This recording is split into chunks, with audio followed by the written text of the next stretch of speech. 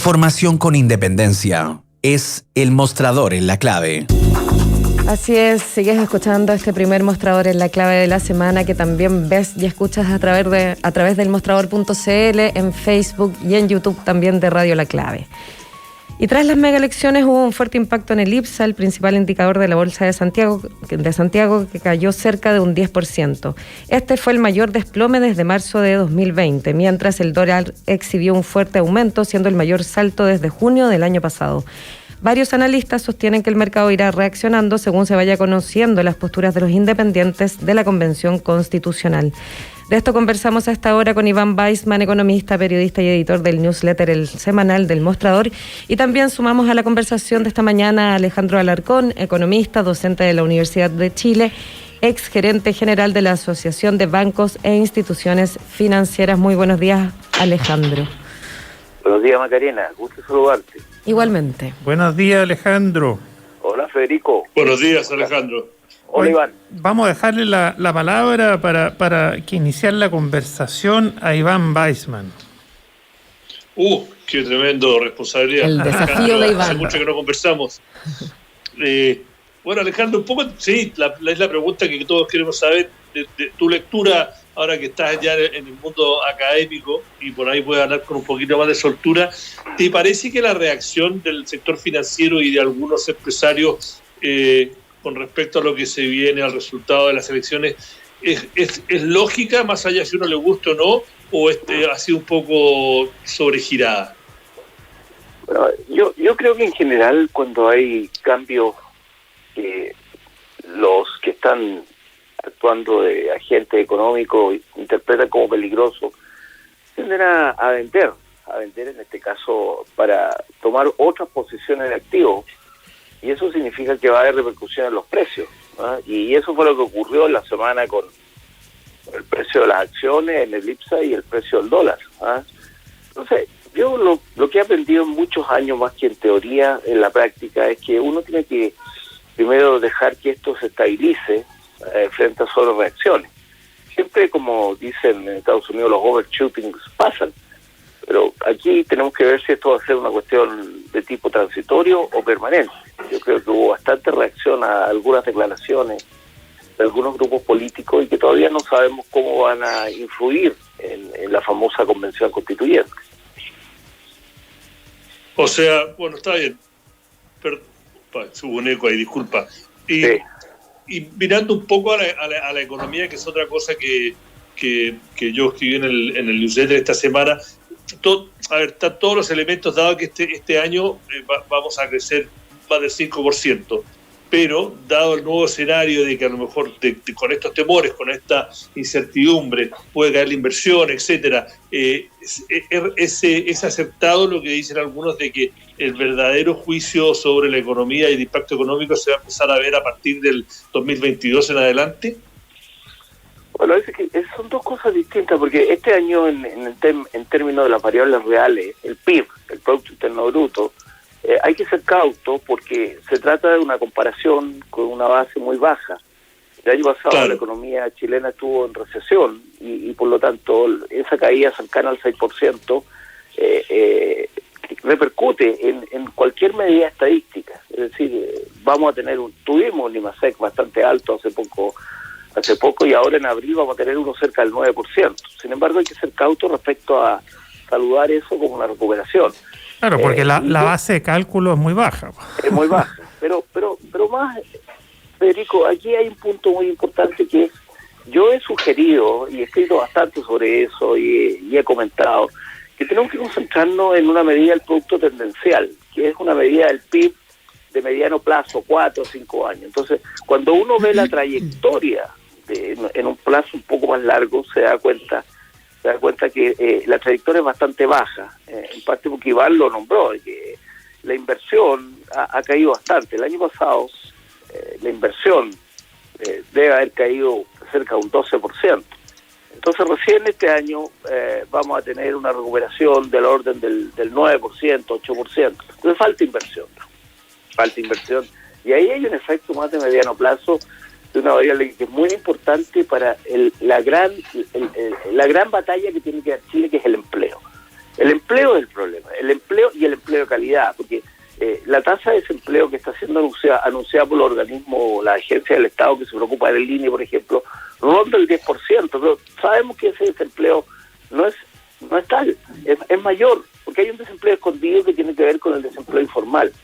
Entonces, acá, diferente a los fenómenos especulativos, vamos a decir, entonces, de sacar el flujo de capitales rápido, porque hay temores, ese a mí, yo sería muy cauto en decir que eso va a continuar. Vamos a ser cautos en eso, pero lo otro me preocupa la inversión, y efectivamente, como dice Iván, recién en el año 22 vamos a empezar a apreciar la verdadera trayectoria de la economía cuando sepamos exactamente cómo está pegándole la trayectoria de inversión a la economía. Estamos conversando hasta ahora con Iván Weissman, economista, periodista y editor del newsletter del semanal del Mostrador, y también con Alejandro Alarcón, economista docente de la Universidad de Chile, exgerente general de la Asociación de Bancos e Instituciones Financieras. Hablaste del empleo y que los números claramente no necesariamente son los oficiales los que dan cuenta de cuánta gente está también viviendo de los empleos informales. Eso a mí me conecta con muchas personas que probablemente nos están escuchando hasta ahora y que ven ahí incertidumbre en cómo sigue la vida laboral. ¿Hay alguna manera que podamos proyectar qué pueda pasar para que mejore el empleo de las personas y también se accedan a trabajos más formales? ¿Tenemos cómo proyectarnos en esa línea? Sí, esa es la pregunta importante, porque yo creo que si no hay una vigorosa recuperación de la inversión, yo diría más de 15%, por lo menos, como dije antes, este año y se proyecta hacia el próximo inversiones en torno al crecimiento del 8%. Si eso no se dobla, para hacerlo bien práctico, si no se dobla la tasa de crecimiento de la inversión, va a ser difícil la recuperación, del empleo de calidad. Y quiero subrayar el empleo de calidad, porque el empleo de calidad, estadísticamente medido en nuestra economía, es aquel que tiene mucho mejores compensaciones. Los salarios tienden a ser el doble en promedio, ¿no es cierto? O 2/3 más altos en los informales, que además está lo otro que estás indicando tú, que hay mucha inestabilidad, es muy volátil ese tipo de empleo, ¿no es cierto? Y también no tiene seguridad social. Exacto. Entonces es un empleo muy precario. Entonces ese es el gran desafío que tiene la economía chilena, y necesitamos tasas de crecimiento de la inversión que al menos doblen las que se están proyectando actualmente por el Banco Central. Iván Weissman. Sí, no, mira, no, quiero solo sumar un poco lo que decía Alejandro, que primero que un factor que no fue menor y que creo que la izquierda le quita un poco de relevancia a uno de los factores, que quitando estas inyecciones de hormonas que fueron después del terremoto y después de la crisis, etcétera, en los últimos 10 años, del 2011 al 2021, el crecimiento promedio en Chile fue más o menos, un poco menos del 1% del PBI. Y eso, para una población, sobre todo la clase media emergente, que venía beneficiándose de 20 años de la economía creciendo un promedio del 5%, aumentando los salarios con inflación baja, después 10 años seguidos en que los sueldos casi no aumentaron, no más allá del UF, y un crecimiento, como digo, un promedio del 1%, fue un factor, ¿no? Para mí fue un factor. Y mirando al futuro, y esto es un poco mirando más allá del 2022 o 2023, pero sí que puede ser parte de la conversación, es que en el mundo se están asomando los primeros vestigios de inflación después de 50 años, sacando a países como Irán, Venezuela y Argentina, que nunca la pudieron dominar. Uh-huh. ¿No? El precio de los alimentos es uno de los principales factores, y el precio de los alimentos en la inflación es un impuesto, es como un otro IVA a los pobres. Eso también puede ser un factor que, sumado a la falta de crecimiento en el empleo, que sea un factor que genere un ambiente un poco más complejo bajo el cual se va a estar reescribiendo esta nueva constitución y después votando. Bueno, sí, la inflación está emergiendo nuevamente como un tema, está emergiendo muy fuerte en Estados Unidos. La expectativa de inflación como un elemento que tiene que ser considerado en el análisis. Son básicamente expectativas de inflación debido a a los programas expansivos que se diseñaron allí, el programa monetario extraordinariamente expansivo con tasa de interés muy baja, y el paquete fiscal de trillones de dólares que este verano está entrando en funcionamiento. Entonces aparecen los primeros temores con la inflación en Estados Unidos, y yo creo que aquí también nosotros tenemos un tema, porque, por ejemplo, debido a los programas de retiro de las AFP, el Banco Central tuvo que intervenir para suavizar la caída del precio de los activos. Esa no era expectativa, esa era realidad, porque las AFP tenían que vender, ¿no es cierto?, títulos financieros, lo que provoca una caída del precio de los activos financieros y afecta al ahorro global de aquellos que tienen títulos en cuenta de capitalización individual.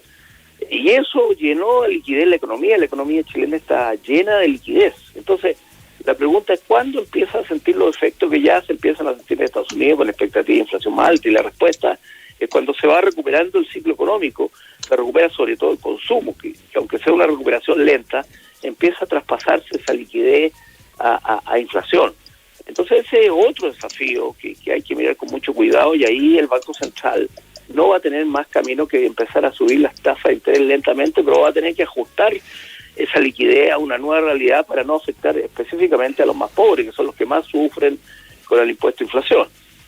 ¿Cuál es tu predicción, Alejandro, tu predicción sobre el aumento de consumo que mencionas? Bueno, lo que sabemos en muchos años, está muy buena la serie que está señalando Iván, lo que sabemos es que tiende a hacer una vez el crecimiento.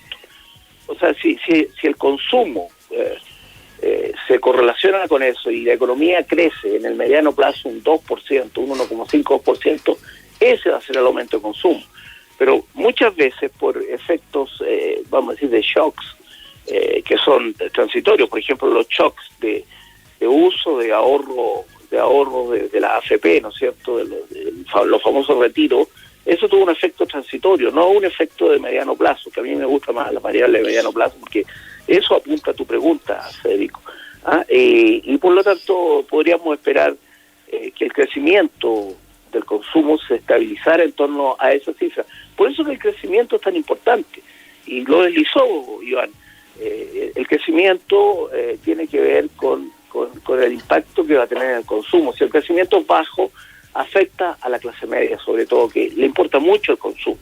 Y por eso que el crecimiento es importante, porque eso es lo que genera bienestar, más allá de las ideas que tenga cualquier persona, si hay materialismo, no hay materialismo. La clase media vive del consumo de bienes materiales, empezando por los alimentos y después pasamos a los bienes durables, que van desde refrigeradores, autos, etcétera, cualquier bien durable que tú te imaginas. Entonces, cuando en un país se empieza a crecer poco, la gran insatisfecha es la clase media. ¿Y a esa clase media hay algún consejo que darle en esta sensación macro de incertidumbre en que se habla, se especula, se habla de números, de cifras, de tanto tecnicismo quizás? ¿Uno podría como aterrizarle a la gente algún consejo o imposible? No, nada es imposible, Maca, pero yo creo que la gente tiene que cuidar mucho las lucas. Desgraciadamente tengo que decir eso. Que es ser cautos. Claro, porque no sabemos si a la siguiente semana va a haber pega o no va a haber pega. Por eso que te digo que volvemos acá al elemento central de la recuperación, que es el empleo de calidad, y eso está atado a la inversión. Por lo tanto, hay que ser cautos, hay que ser muy cautos, y hay que cuidar las lucas. Y ¿para qué decir si tenemos una peguita? Cuidar esa peguita. Cuidar el trabajo, saber lo que gastamos, en qué lo gastamos, hacer proyecciones concretas. Así es. Ajá. Eso es un consejo muy bueno, man. Iván Weissman. No, solo yo quería que por ahí que me corrija Alejandro, que está en la academia. Yo estudio economía en los 80, pero si yo no me equivoco, en general, para que una economía crezca a nivel de que genere riqueza y distribución, se necesita promedio por año que se invierta el 25% del PBI. Menos de eso se estanca. Y la inversión la hacen dos personas, o dos entidades, el sector privado o el Estado. Y los empresarios, si ven esta incertidumbre, igual que una familia de clase media, como dice Alejandro, se ponen más cautos, tiene que hacerlo el Estado. Y el Estado, ¿de dónde saca los fondos para invertir. Los puede hacer no colectando impuestos, pero los impuestos vienen de que sean rentables las empresas y las personas a las cuales les recaudan los impuestos, o pide prestado, o en el caso extremo, como lo hacen países como Argentina, le pide al Banco Central, que no es independiente, que imprima plata. Y ahí creamos una desestabilidad macro en la que no gana nadie. Zapato chino. Tuve bien ese 25% de inversión, pero creo eso me acuerdo yo de las clases de economía 1. Oye, ¿cómo se sale de ese zapato chino, Alejandro? Sí, es un problema, pero tienes razón, por lo menos 25%. Yo me acercaría más al 30%.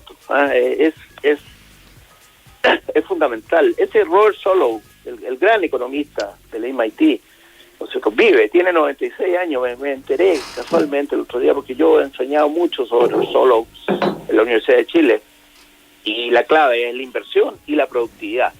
La productividad ya es un capítulo más avanzado que ha sido un gran desafío desde que el presidente Lago nos invitó a un grupo de economistas a medir la productividad de la economía, la que ha sido muy baja, cero o negativa en muchos años, pero está la inversión es lo otro que nos enseñó Solow, que impactaba el crecimiento. Y esa es como la cota mínima, la que tú señalas, Iván, del 25%. Yo sería más ambicioso. Y ahí en el tema de la inversión pública también está el tema del gasto, ¿no es cierto? Que el gasto público va a bienes de consumo que compra el fisco, que son sueldos y salarios que se pagan, ¿no es cierto? Los presupuestos, los grandes ministerios, obras públicas, educación, salud, ¿no es cierto? Pero también va a transferencias, que es un tema que ha sonado mucho en la economía chilena en el último año y medio, las transferencias que han permitido que las familias puedan seguir consumiendo, ¿no es cierto?, las que perdieron el empleo, y también tenemos transferencias al mercado laboral, que es el intento de echar a andar el motor. Y parece un auto que han visto esos autos que no parten, así está la economía chilena, que le damos energía y no parte. Entonces, la inversión pública viene siendo el tercer parte de ese gasto, y tenemos un gasto realmente peligroso en este momento desde el punto de vista macroeconómico. A mí me dijo alguien que yo no debería hablar que el gasto es peligroso. ¿Cómo no voy a hablar? Si eso al final causa inflación, como lo vemos en Argentina, causa mayor deuda pública que obliga a los países a pagar montos cuantiosos por intereses, y llega un momento que no se puede sostener. Porque nuevamente, yo ya no enseño teoría, yo enseño práctica, porque es la manera que podemos enfrentar el bienestar de la familia en un país.